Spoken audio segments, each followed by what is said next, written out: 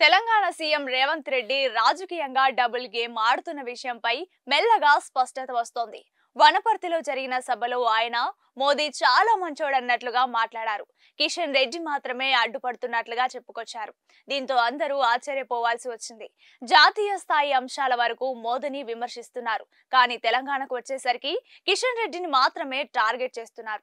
అక్కడే అస్సలు రేవంత్ రాజకీయం అర్థం కాక కాంగ్రెస్ నేతలు కూడా అయోమయానికి గురవుతున్నారు.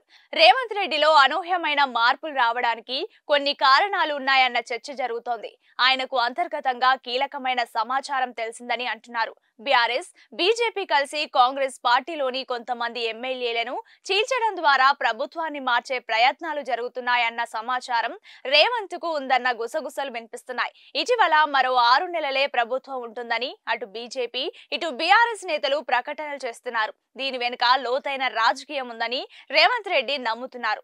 అయితే ఈ ప్రభుత్వాన్ని ఇప్పటికిప్పుడు కూలగొట్టాల్సిన అవసరం లేదని, తాను విధేయంగా ఉంటారనే సంకేతాలను రేవంత్ రెడ్డి మోదీకి పంపుతున్నారని చెప్తున్నారు.